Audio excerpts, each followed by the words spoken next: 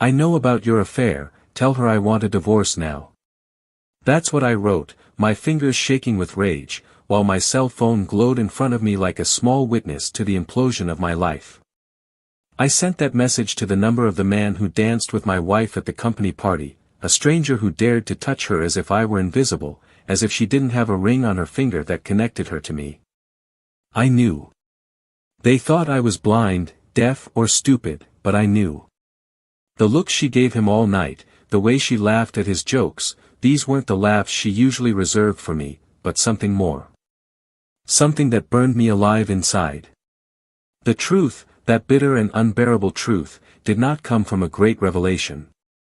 It was slowly building, like a storm brewing on the horizon, every detail, every word spoken, every silence filled with tension. At the party, I watched how he approached her, how she didn't back away. He whispered something, and she smiled in a way she hadn't smiled at me in years. It was there, at that moment, that the world I knew began to fall apart.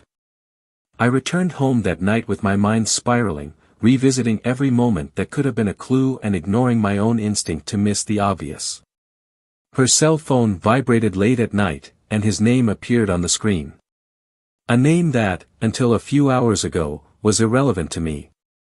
I picked up the device, opened the message, and there it was, something as simple as, "I miss you already," was like a knife going through my chest. There was no more room for denial. The next morning, as she slept next to me, I got out of bed and walked through the house, feeling the betrayal like a suffocating shadow around me. I looked at our living room, at the wedding photos on the bookshelf, and wondered how we got there. How can someone share so many years, so many plans and promises, and then trample on everything as if it were worthless? I needed answers. And if she wasn't able to give them, he would be. That's why I sent the message. The cell phone vibrated minutes later. The answer was concise and almost challenging, "Then talk to her yourself. I'm tired of this game." The blood boiled in my veins.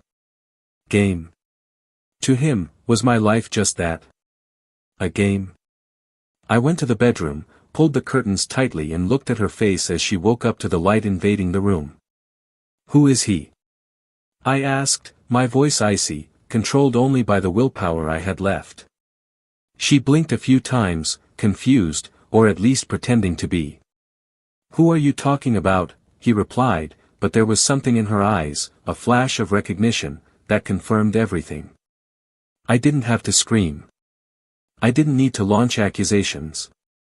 I just took her cell phone and threw it on the bed. She looked at the screen, saw his name in the messages, and her expression changed.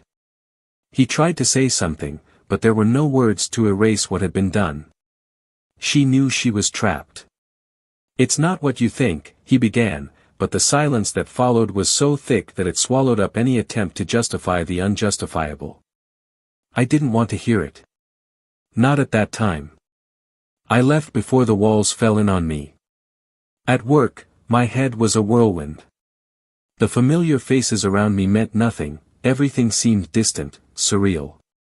Until a colleague approached, someone I used to talk to from time to time, and mentioned something that, at first glance, seemed like an absurd coincidence. He insinuated that he had seen my wife with a man, the same man, in a restaurant a few days earlier, in broad daylight. I thought it was strange, but I didn't mean anything, he said, a little uncomfortable, realizing too late that his words only fueled the fire that consumed me. I went home that night not knowing exactly what I was going to do. She was waiting for me in the living room, her gaze filled with something that could be guilt or fear. "We need to talk," he said, and I sat down, still in disbelief that this was the woman with whom I had shared so much. She tried to justify it, tried to paint what she did as a moment of weakness, something that didn't mean anything. But it meant everything.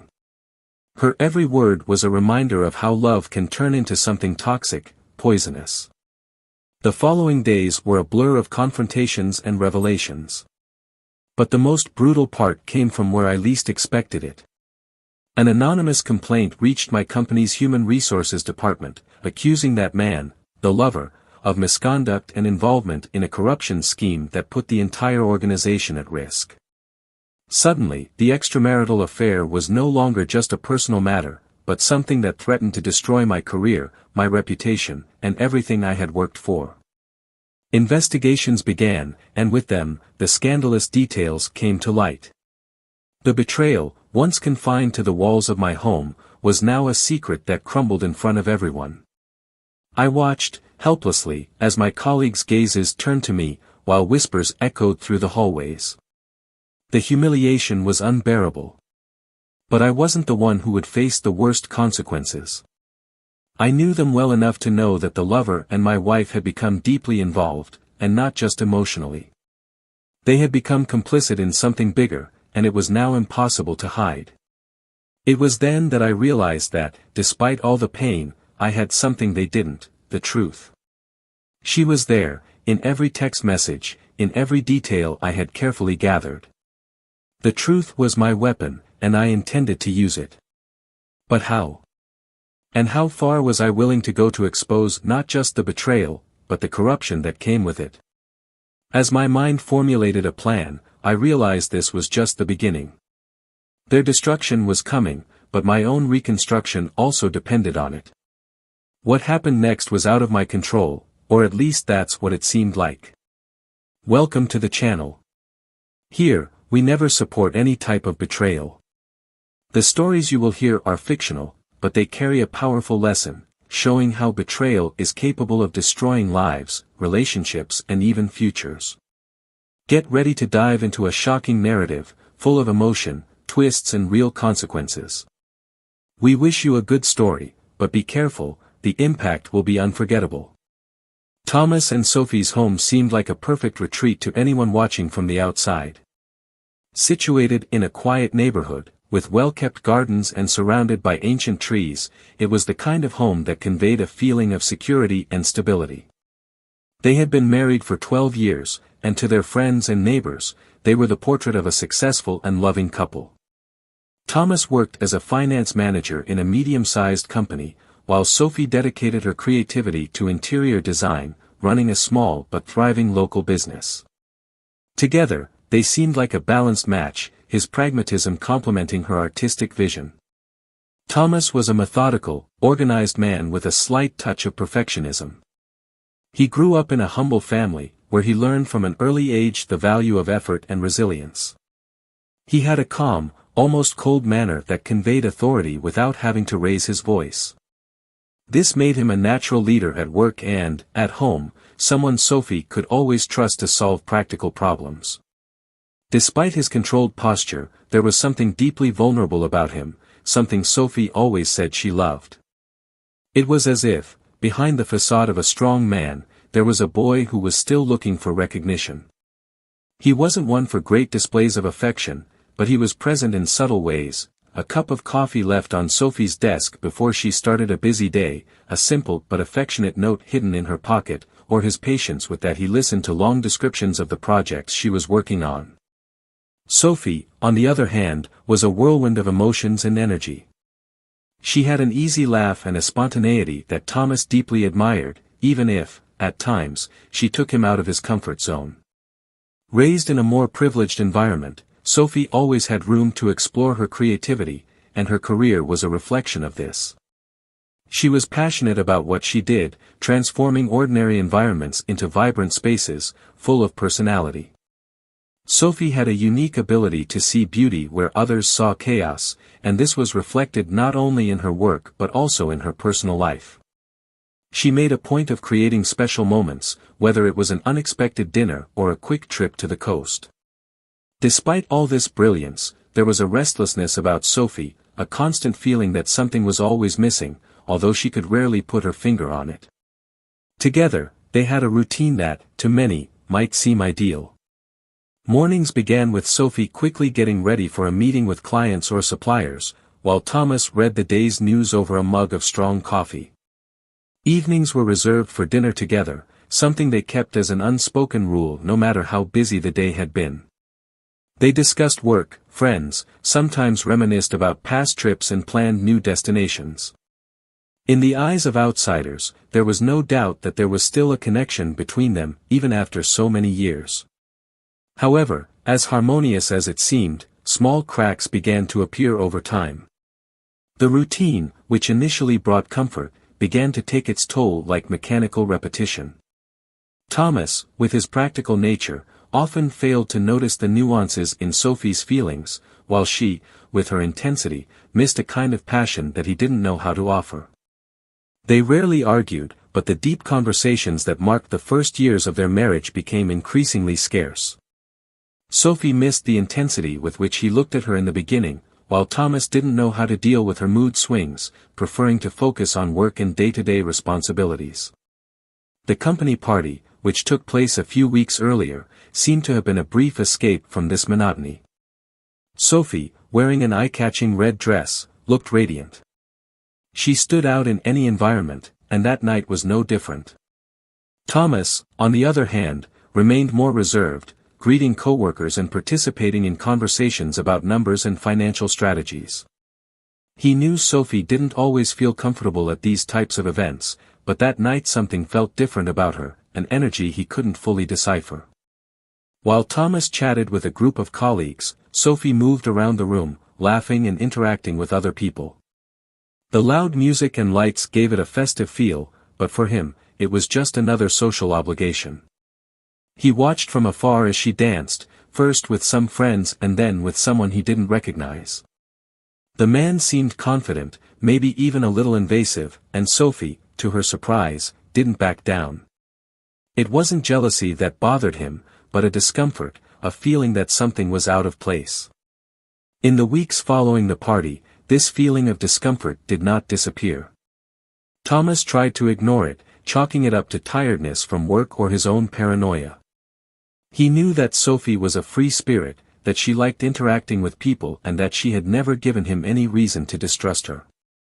Still, there was something in her eyes, a distance he couldn't ignore. On the other hand, Sophie also noticed something different about him. He was more introspective, less present in conversations, as if he were trapped in a world she couldn't reach. At work, things were also more tense for Thomas.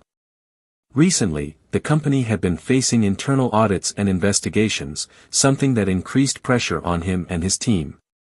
There were rumors of irregularities, but nothing concrete had been revealed. Thomas was someone who valued ethics, and the idea that something could be happening without his knowledge bothered him deeply. He threw himself into his work even more diligently, believing that, perhaps, it was just a matter of time before everything would be resolved. Meanwhile, Sophie immersed herself in new projects, trying to fill a void that she couldn't even name. His creativity was his outlet, but even that seemed to have lost some of its luster. There were times when she would look at Thomas and wonder if he noticed her changes, her attempts to bring something new to the relationship. But he seemed increasingly absorbed in his own thoughts, and she, in turn, began to hold hers. Their life, although seemingly stable, was like a boat adrift. Neither of them knew exactly what was wrong, but they both felt like something had changed. What none of them could imagine was that the course of their lives was about to be irrevocably altered, that the choices they made, or failed to make, would lead them to a point of no return. The calm before the storm can be as deceptive as it is treacherous, and for Thomas and Sophie, the silence that enveloped their marriage was about to be shattered by a series of events that would challenge everything they believed to be true. Thomas was beginning to feel the weight of what seemed to be a growing disconnect between him and Sophie. Despite the busy days at work, he couldn't shake the feeling that something was wrong. The house, which had once been his refuge, seemed filled with an oppressive silence. Sophie, on the other hand, seemed more distracted and absent, even in simple moments like dinner. He noticed how she avoided eye contact in longer conversations, how vaguely she answered his questions. But Thomas, with his rational nature, tried to convince himself that this was just a reflection of the stress they were both facing. He preferred to believe that, like everything in a long marriage, that phase would pass. At the company, the atmosphere was equally tense. Internal investigations were increasingly intense, and rumors about irregularities began to sound more like truth. Thomas dedicated himself exhaustively, reviewing documents and trying to identify any signs of problems. His absolute focus on work began to drain the energy he would have devoted to resolving the situation at home. Sophie seemed to realize this, but instead of pulling him closer, she moved even further away. She sought to occupy her mind with external commitments, quick outings, and long hours in her studio. Small details, which were previously insignificant, began to stand out to Thomas: the inconsistent schedules, the phone calls that she ended abruptly when he entered the room, the excuses to avoid more serious discussions. One Saturday, while organizing the garage, Thomas found Sophie's purse in the back seat of her car. It wasn't unusual, but as he moved it to the trunk, he noticed a folded piece of paper that had fallen out. It was a note from a restaurant, a place he didn't recognize, with a date and time that coincided with a day Sophie said she was in a work meeting. He held the paper for a moment, feeling a pang in his stomach. Maybe it was just a coincidence, he thought. He didn't want to jump to hasty conclusions, but the doubt planted was a seed that would grow every day. From that moment on, Thomas began to observe more closely. He began to pay attention to the small details that he previously ignored. Sophie had a new scent, one he had never noticed before. Her clothes, normally comfortable and casual, seemed more carefully chosen on seemingly ordinary days. Even her smile, something he loved so much, seemed less genuine. It was as if she was somewhere else, emotionally distant. But still, Thomas couldn't confront her directly. He felt cowardly, but he also feared he was wrong. He feared that, by putting his suspicions into words, he would end up destroying something that could perhaps still be saved. One night, while Sophie was taking a shower, Thomas saw her cell phone forgotten on the bedside table. He hesitated for a long moment, his heart racing and his hands sweating. He knew that crossing that line could bring up something he wasn't ready to face. But curiosity, fueled by fear and insecurity, won. He unlocked his phone and started scrolling through the messages. Some were trivial, exchanges with friends or clients, but one name in particular caught her attention.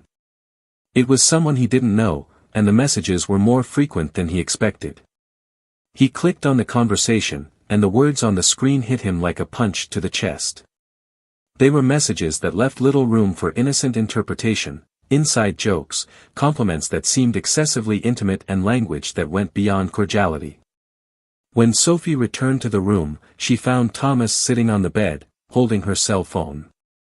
The expression on his face was unreadable, but she knew immediately what was happening. He didn't say anything at first, just handed the phone back to her, then got up and left the room without saying a word. Sophie tried to call out to him, but her voice sounded hesitant, almost powerless. Thomas went down to the living room and looked out the window, feeling heavy in his heart. He didn't know how to process what he had just discovered. Part of him wanted to confront her immediately, demand explanations, but another part knew that once the truth was told, there would be no going back. In the following days, Thomas avoided talking about the subject, but this only increased the tension between the two. Sophie, for her part, seemed torn between guilt and discomfort, trying to act like everything was normal but failing miserably. She knew he knew, but she also feared direct confrontation. It was as if they were both dancing around a ticking time bomb, waiting to see who would have the courage to make the first move. It was then that, on a particularly quiet night, while they were having dinner together, Thomas finally broke the silence. He placed his fork on the table, looked her straight in the eye and asked, calmly but firmly, "Do you have something to tell me?" Sophie froze for a moment, her breathing getting heavier. She knew there was no escape. "It's not what you think," she began, but Thomas interrupted her. "Then tell me exactly what it is," he said, his voice still controlled but filled with pain.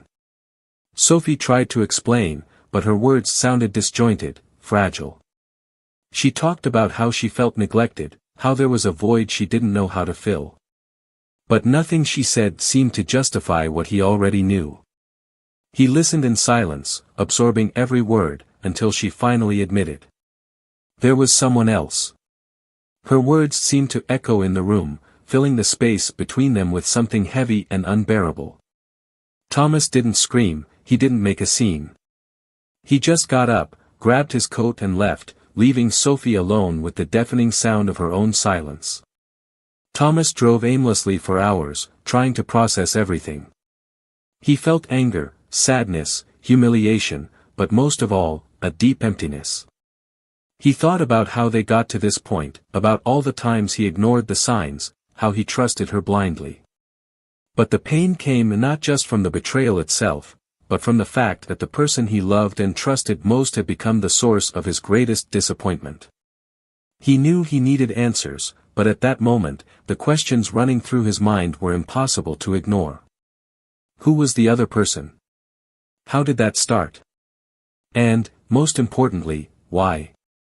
As he parked his car in a deserted spot to try to regain control of his emotions, his mind began to connect the dots. And although he still didn't know exactly what he would face, one thing was certain, the truth was just beginning to reveal itself. Thomas spent the next few days in a state of emotional torpor, as if he were trapped in a nightmare from which he could not wake up. The revelation of Sophie's betrayal had left a deep mark, but he knew there were still pieces of the puzzle missing. Something didn't make sense, something bigger seemed to be hidden between the lines, and he couldn't rest until he discovered the truth. The messages he had found on her cell phone, although incriminating, did not seem sufficient to explain the extent of what was happening. He needed answers, and, most of all, he needed to understand how his life, which he thought was solid, had fallen apart so quickly. Deciding not to be a passive spectator of his own story, Thomas began connecting dots. He remembered the note from the restaurant that he had found in Sophie's car, the name that constantly appeared in the messages, and even some subtle but strange interactions he had witnessed at the company party. Everything pointed to a connection between Sophie and someone who was not just a casual stranger, but someone who was somehow embedded in her world. Investigations at the company, which had been generating tension for weeks, began to intertwine with Thomas's suspicions in a disturbing way. He realized that the man Sophie was involved with was more than a lover, he was part of something that threatened everything Thomas had built. Determined to confront the situation, Thomas set up a meeting with a trusted colleague, someone who had access to the details of the internal investigations. During the conversation, he discovered that the name that appeared in Sophie's messages was also linked to suspicious transactions within the company. It was a well-planned scam, but for Thomas, what made it even more devastating was Sophie's involvement. Although he had no concrete proof of his direct participation, it was impossible to ignore the connection.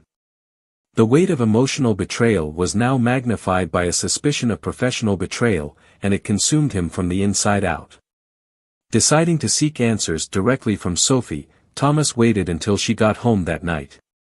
The silence between them over the last few days had become almost unbearable, but he knew he couldn't put off that conversation any longer. When she entered, he was waiting for her in the living room, sitting on the sofa, with an expression that mixed pain, anger, and determination. Sophie hesitated at the sight of him, knowing that the storm that had been hanging over them was finally about to explode. He started directly, bluntly, asking about the man she was involved with. Sophie tried to dodge, but Thomas left no room for evasion. He mentioned the name, the restaurant, the messages. With each detail he revealed, her face became paler. When she finally admitted to the affair, her voice was little more than a whisper. But Thomas was not satisfied with this confession alone. He wanted to know more, he needed to know how involved she was in the scheme that was threatening the company. That's when Sophie, initially hesitant, began to reveal a truth he never could have anticipated. She said the man, named Eric, had approached her in a moment of vulnerability, offering attention and understanding that she felt was lacking in her marriage. At first, it was just harmless flirting, but it quickly escalated into something more serious. Sophie explained that she had no idea, at first, who Eric really was or what he did. He was charming, persuasive, and made her feel seen in a way she hadn't felt in a long time. But eventually he began sharing details of his plans, revealing that he was involved in a scheme within Thomas's company. At first, Sophie said she tried to distance herself, but Eric was manipulative, using their relationship as a way to pressure her. He asked for information about Thomas, details that could help him advance the scheme. Sophie insisted that she had never provided anything significant, but at the same time, she couldn't deny that she had allowed the situation to spiral out of control. She confessed that she knew more than she should have, that she had ignored warning signs because she was blinded by the attention she was receiving. "I never wanted it to come to this," she said, tears streaming down her face, but Thomas could feel nothing but an icy, rising anger. As Sophie spoke, Thomas began to connect the dots more clearly. He realized that the coup at the company was not just an act of opportunism. Eric had planned everything with precision, and the relationship with Sophie was part of a much bigger game. It was as if everything in his life had been carefully manipulated, and he was now just a piece on a board controlled by someone he didn't even know personally. Sophie's betrayal was devastating, but the extent of Eric's manipulation was even more disturbing. When Sophie finished speaking, Thomas was silent for a long moment. He stood up, walked to the window and looked out, trying to process what he had just heard. His mind was a storm of thoughts, conflicting emotions ranging from anger to despair, from humiliation to determination. Finally, he turned to Sophie, his voice firm but filled with pain. "You don't understand what you did. It's not just about us. It's about everything we built, about everything I worked to protect. You destroyed it." Sophie tried to respond, but the words failed her. She knew that any attempt to justify or minimize what she had done would only make things worse. Thomas left the house that night, without saying where he was going, leaving Sophie alone with her guilt and regret. He knew he couldn't solve everything right then and there, but one thing was certain: he wouldn't let Eric get away with it. What started as a search for personal answers was now turning into something much bigger. Thomas was determined to confront Eric, to expose the scheme, to regain control of his life. He didn't know exactly how he would do it, but he knew he wasn't willing to be another victim. And, as he drove through the city, his mind was already formulating the first steps of a plan that would change everything. Thomas drove for hours without a clear destination.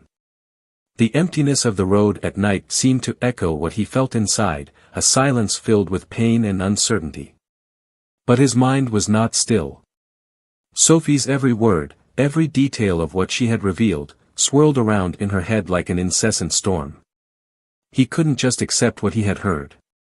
She couldn't allow Eric, this stranger who had invaded her life, to continue manipulating everything around her.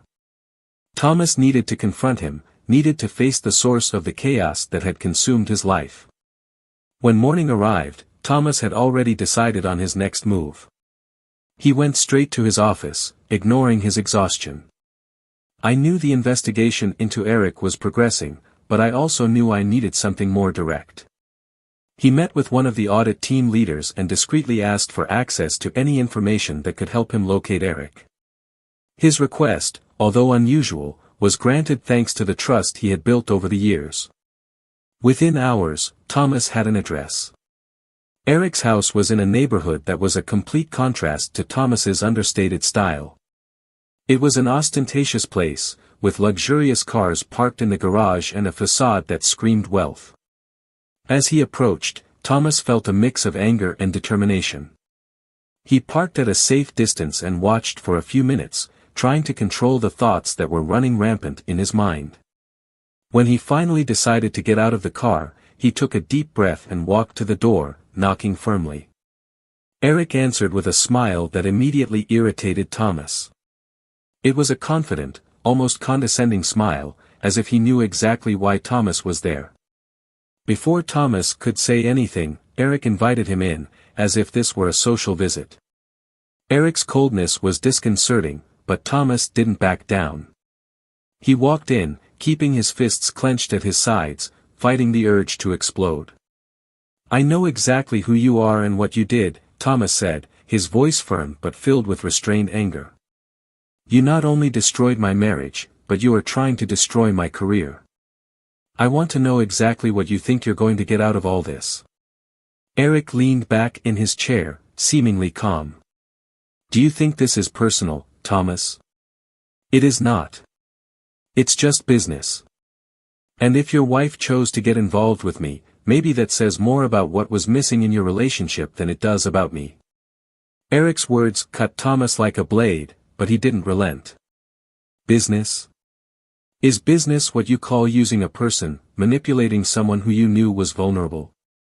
This goes beyond business, Eric. You have crossed all limits. Eric laughed, a low, insidious laugh. Did I cross the line? Perhaps. But who is really paying the price here? I'm still in control, Thomas. You, on the other hand, seem to be on the verge of collapse. Thomas took a step forward, anger burning in his eyes. You are not in control of anything. Everything you did will be exposed. I already know enough to finish you off, and you know it. For a moment, Eric's smile faltered, but he quickly regained his composure. Maybe you have information, but that's not enough. Exposing myself means exposing your own wife. Are you prepared to deal with this?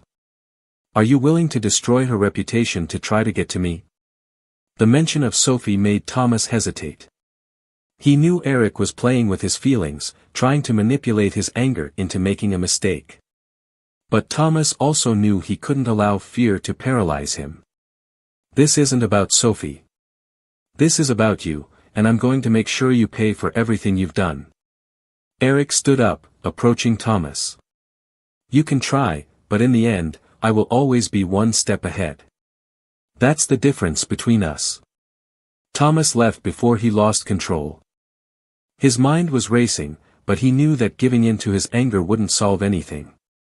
He needed hard evidence, something he could use to dismantle Eric once and for all. In the days that followed, Thomas worked tirelessly. He cross-referenced information, analyzed documents and talked to trusted colleagues to gather evidence. During this process, he discovered something that would completely change the course of the situation. Not only was Eric involved in a corruption scheme, but he had also diverted a significant amount of money into secret accounts, using Sophie as a key player to access confidential information. Thomas felt the weight of betrayal again, but this time, he was determined to use it as fuel to expose the whole truth. When he finally gathered everything he needed, Thomas contacted the company's legal team and the authorities. He knew the process would be long and that the consequences would be devastating for everyone involved, but he couldn't allow Eric to continue. During the interrogation, Sophie was called to testify. Thomas was there, watching as she, for the first time, fully faced the impact of her actions. She was visibly shaken, but cooperated with the investigation, providing information that helped incriminate Eric. That day, after the interrogation, Sophie tried to talk to Thomas. They were outside the building, the air thick with the distant sounds of the city. I know nothing I say will change what I did, but I want you to know that it was never my intention to hurt you like this. Thomas looked at her, his expression unreadable. Intention or not, you hurt. And not just me. You hurt yourself, our life, everything we built. I don't know if I can forgive that. Sophie nodded, tears filling her eyes. I know. But even so, I'm going to do everything I can to fix this. Not for us, but because I need to face what I did. Thomas didn't respond right away. He looked at the horizon, trying to find some clarity amidst the confusion he felt. I hope you can do it. Because I don't know if I can go on with this anymore. The investigation resulted in Eric's arrest and a complete turnaround of the company. Thomas was recognized for his integrity and the crucial role he played in exposing the scheme, but victory came at a cost. His relationship with Sophie was in shambles, and he knew the road ahead would be lonely. But at the same time, he felt a strange sense of relief. For the first time in weeks, he had control over his own life again. And as he let go of the past, he knew that although he was hurt, he was finally free to start over. The days following the climax of the research were enveloped in an eerie, heavy silence. For Thomas, the professional victory brought bitter relief. He had managed to unmask Eric, expose the scheme, and protect the company, but the emotional cost was immeasurable. There was a lingering feeling of emptiness, as if the triumph wasn't enough to fill the gaps left by what had been lost. The home that was once her refuge now felt like just a physical space, devoid of any sense of belonging. The walls held memories that he didn't know if he wanted to preserve or forget. Sophie was still in the house, but the dynamic between them was almost non-existent. Conversations, when they happened, were short and superficial. Thomas avoided prolonging any interactions, while Sophie seemed to desperately want to find a way to reconnect, even though she knew the emotional distance between them was now a chasm. He watched her from afar, trying to decipher her intentions, but also questioning whether he was still capable of trusting any of her words or gestures. Every time their eyes met, Thomas was overcome by a mixture of anger, pain and a melancholy that he couldn't define. One afternoon, he decided to leave the house aimlessly, just to escape the weight that seemed to crush him inside. He walked for hours, passing places that had once been important to him and Sophie. The cafe where they used to drink coffee on Sundays, the square where he had proposed marriage, everything now seemed wrapped in a cruel irony. He wondered how things could have changed so much, how the love he felt for her, so solid and unshakable, had turned into something so hard to bear. He felt torn between the desire to leave her completely behind and a nostalgia that, try as he might, he couldn't erase. While Thomas struggled internally, Sophie tried to face her own shadows. Guilt was a constant presence, but she also felt a growing desire to redeem herself, even though she knew it might be too late to save the marriage. She began looking for ways to rebuild something in her life, to prove to herself, and, perhaps, to Thomas, that it wasn't just the mistakes she had made. She offered to collaborate with authorities, providing more information about Eric and the scheme. Although it was difficult to revisit every detail, she knew it was necessary. It was a small step, but it was the only one she could take at that moment. One night, upon returning home, Thomas found Sophie in the living room, surrounded by documents. He hesitated for a moment before entering, but she looked up and called out to him. There was something in her voice, a tone of sincerity that made him stop. She started talking, explaining what she was doing, how she was helping to complete the investigation. Thomas listened, initially skeptical, but realized there was something different about her. It was not an attempt to justify what he had done, but a genuine effort to repair the damage. He didn't know if that was enough, but for the first time in weeks, he felt like he could listen to Sophie without his anger completely taking over him. As the days turned into weeks, the scenery around them began to change. The consequences of what happened to Eric and the scheme began to unfold. Eric was facing multiple charges, and the evidence against him was overwhelming. Sophie was spared formal charges thanks to her collaboration, but the emotional impact of the proceedings was still profound. She began seeking therapy, something Thomas noticed but didn't comment on. He understood that she needed to deal with her own issues, but he still didn't know if he was ready to allow this to bring them closer together again. A moral dilemma began to take shape in Thomas's mind. On the one hand, he felt that Sophie was sincerely trying to change, trying to become a better person. On the other hand, he didn't know if he was capable of overcoming what had happened. He wondered if it was possible to rebuild something that had been so deeply damaged, if there was room for forgiveness, or if it was better to move forward alone. Doubt consumed him, and he began to realize that the answer was not simple, that there might never be a completely satisfactory solution. A turning point came when he received a call from the lawyer handling the case against Eric. The case was almost over, and the lawyer wanted to personally thank Thomas for his integrity and courage in dealing with such a difficult situation. After the call, Thomas sat in his office, looking at the evidence that had been gathered, the reports he had reviewed, the notes he himself had taken. He realized that he had managed to stand up to Eric, protect his career and, in a way, his dignity. But what he still didn't know was how to face himself and the conflicting feelings he carried. One Friday night, Sophie approached Thomas with a letter in her hand. She explained that she had written down everything she wanted to say because she thought it might be easier for him to read it than to hear it. Thomas took the letter, hesitantly, but thanked him without opening it right there. Later, sitting on his bed, he began to read. Sophie's words were honest, raw. She admitted every mistake, every choice she had made, without trying to soften or minimize the impact she had caused. She talked about her regret, about how she had lost something she never should have put at risk. But most of all, she expressed gratitude for everything they had shared, even if it could never be recovered. Thomas finished reading with a lump in his throat. He knew Sophie was being sincere, but he also knew that no matter how genuine her regret was, it didn't erase what had happened. He looked at the ceiling for a long time, reflecting on everything he had been through, on who he was before all that and who he had become.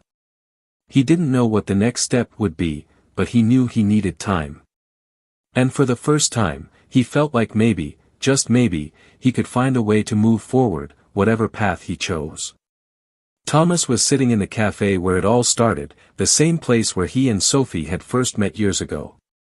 The choice was not accidental. He needed a space to reflect, to put in order the fragments of his life that seemed to be floating aimlessly since the storm that the betrayal and the scheme had unleashed. That place, with its walls full of memories, seemed like the ideal place to face the past and decide the future. Sophie had left the house the week before, a move she said was to give Thomas space. She didn't want to force anything, she knew that the control of their destiny was now in his hands. She had moved to a small temporary apartment, where she spent her days reorganizing her life and facing the consequences of her choices.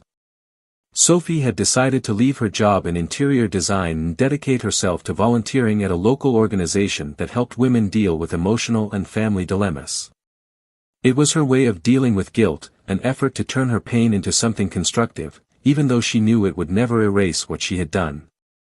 Meanwhile, Thomas was also trying to rebuild his own life. He didn't return to the house after Sophie left. There was something about the place that felt too charged, a space he could no longer call home. He rented a small apartment close to work, a modest place but one that gave him the feeling of a new beginning. He spent his days focused on the company, helping to consolidate the changes that came after Eric's fall. However, he knew that work alone would not fill the void that still existed within him. Eric, in turn, faced the full weight of the law. The evidence against him was overwhelming, and the court had no difficulty in convicting him. His financial maneuvers had harmed countless people inside and outside the company, and he showed no remorse during the trial. For him, everything had always been about power and control, and now he was faced with the consequences of his arrogance. Eric was sentenced to a long prison term, and as he walked out of the courtroom in handcuffs, his expression of indifference finally gave way to something closer to defeat. Despite the legal victory, Thomas felt no satisfaction. Seeing Eric punished didn't erase the emotional scars, it didn't resolve the chaos he had left in his personal life. But somehow it was an end to a part of the story. It was a reminder that some battles were won in quiet ways, not with celebrations, but with the acceptance that justice does not always bring immediate peace. Sophie reached out to Thomas one last time before he made his final decision. They met in the park they used to frequent when things were still simple, when the problems they faced seemed small and distant. Sophie was different. There was a serenity in her face, a weight that seemed lifted, not because she had forgotten what she had done, but because she had finally learned to carry the burden of guilt without allowing it to consume her. She said she didn't expect forgiveness, but wanted to say thank you. Be grateful for everything you shared, even if that was now part of the past. She wanted Thomas to find happiness, even if it meant going in opposite directions. Thomas listened in silence, absorbing every word. He knew there was something honest in what she said, something that before might have been suffocated by the chaos of emotions. But he also knew that the love he felt for Sophie, however deep it was, had been irreversibly altered. He responded that he forgave her, not because he wanted to rebuild what they had lost, but because he knew that forgiveness was the only way for both of them to move forward. The farewell was peaceful, without tears or big dramatic gestures. It was just a moment of acceptance, a closure to a chapter that needed to end. Time passed, and life began to follow new paths. Thomas met someone by chance, a colleague who had just been hired at the company. It was unlike anything he had experienced before, a connection built slowly, without rush or unrealistic expectations. She was kind, understanding, and, most of all, she seemed to bring a lightness to his life that he didn't even know he needed. He didn't know where it would take him, but for the first time in a long time, he was willing to try. Sophie, in turn, found new strength in her volunteer work. She devoted her energies to helping others overcome dilemmas that she herself knew well. Her pain became an instrument of empathy, and it gave her a purpose she had never felt before. It wasn't a complete redemption, but it was a step towards something better, something more authentic. Thomas and Sophie's lives followed different paths, but each found a way to make peace with the past. What happened between them would never be erased, but it no longer needed to define them. What began as a story of betrayal and pain became a journey of growth, acceptance and, in some ways, liberation. And so, the story comes to an end. Leave in the comments what you thought of this journey of emotions, difficult choices and new beginnings. Don't forget to subscribe to the channel for more stories like this, where we explore the consequences of actions that can change lives forever. Remember, this channel does not support any type of betrayal, and all the stories told here are fictional, with the intention of showing the impact that wrong choices can have. Thanks for following along this far, and see you in the next story.